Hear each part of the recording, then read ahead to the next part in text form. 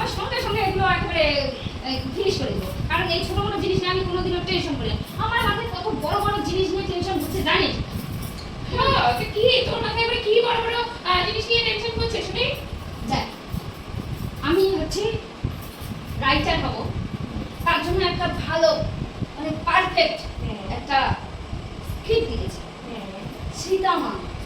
ও সীতামা।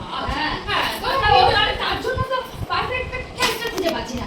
সে যে সীতামা সাজবে, তার যে পার্সোনালিটি লাগবে, তার জন্য না খুঁজে পাচ্ছি না। তোর মাথায় কি আছে বলতো? আরে তুই বাইরে কেন খুঁজছিস? এখানেই ক্যারেক্টার দাঁড়িয়ে আছে এত সুন্দর, তো বাড়িতে নাকি খুঁজবি? এখানেই আছে বলতে তুই কি ভাবছিস যে আমি? আরে তুই কেন খুঁজবি? তুই তো লিখেছিস। আরে আমি দেখে আছিস না? বিশাল বড় একেবারে ক্যারেক্টার ভাবছি। দেখি একটু। আচ্ছা, আমি তোর কাছে একটা ইন্টারভিউ নিয়ে নিব তাহলে। ইন্টারভিউ বাদ দে না।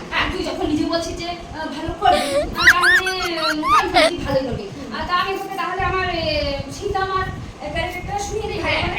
এটা দেখ, মাথাতে ভালো করে একেবারে ঢুকে নিবি। হ্যাঁ ঢুকে দেবো। হ্যাঁ বল। হ্যাঁ। আচ্ছা, জানিস এটা শোনার আগে ভালো করে জেনে নিন যে সীতামাকে দুর্যোধন কেন হরণ করেছিল বলতো? দুর্যোধন? আরে তুই তো দুর্যোধন বলতে পারি? Don't disturb me please. হ্যাঁ, আমি যখন বলবো তখন তুই আমাকে টেক দেয়া করবি না, তাহলে তুই সেটা ব্রেনটা তুই ঢুকে পাবি না। এটা এমন ভাবে ব্রেনটাকে ওয়াশ করে নিতে হবে একেবারে জলের মতন ঝরঝরা, যাতে ওখানে ঢুকে কোনো কিছু তোর ইয়ে না হয়, প্রবলেম না হয়। তার জন্য তাহলে এবার বল, সীতামাকে দুর্যোধন কেন হরণ করেছিল? কি জানি রে, কত শোন। হ্যাঁ, সেটা হচ্ছে কংস দুর্যোধনকে কুটবুদ্ধি দিয়েছিল, আর এই কংস দুর্যোধনকে কুটবুদ্ধি দিয়েছিল বলে এই জন ডিস্টার্ব বলেছে না, আমি বেশি কথা বলিস না তুই, তাও এত বেশি কথা বলিস। হ্যাঁ, তাহলে ওকে যখন কি যেন বলে হরণ করলো, তার জন্য একেবারে কুরুক্ষেত্রের ময়দানে কত ফাইটিং শুরু হয়ে গেল বলতো। আর এই ফাইটিংটার জন্য কত সম্রাট, কত টিকিট করেছিল যুদ্ধ করার জন্য। প্রায় জন ডিস্টার্ব আমি আগে বলছি কি সেটা শোন ভালো করে। আর সেখানে যদি তুই ভাব, সেখানে যদি সম্রাট অশোক বা ছত্রপতিকে নিয়ে আসা হতো, তাহলে এই যুদ্ধ এতদিন ধরে 15 দিন 16 দিন ধরে চলতো, 2 দিনেই শেষ করে দিত। এই জন ডিস্টার্ব আগে শোন ভালো করে, তুই মাথায় ভালো লাগিয়ে দিতে পারবি না তুই। হ্যাঁ, আর এটার জন্য ছত্রপতি বা যদি আসতো তাহলে তাড়াতাড়ি যুদ্ধটাও ফিনিশ হয়ে যেত। তার জন্য এইসব করার জন্য তো কত করতে হয় সেটা জানিস? হ্যাঁ, এগুলোর জন্য তো ভালো মানে ব্রেন খাটাতে হয়। আরে তুই বসে পড়লি কেন? এখনো তো কিছুই হয়নি। আর কিছু বাকি আছে না, শেষ হয়েছে এবার?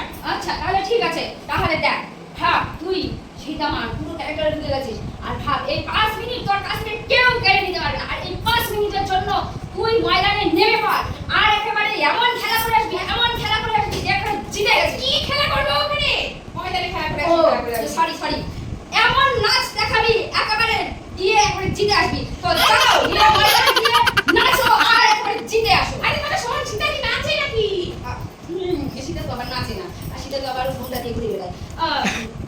আচ্ছা, তুই এখন রেগে যাচ্ছিস কেন বলতো? হ্যাঁ, ভালো হয়েছে, এটা নিয়ে তুই এখন ভাব, এটা নিয়ে ক্যারেক্টারে ঢুকে যাবি। অত খুশি হওয়ার দরকার নেই, কালা জামা পরেছে। আচ্ছা বলতো, কালো বিল্লি কি করে ডাকে? মেয়েও করে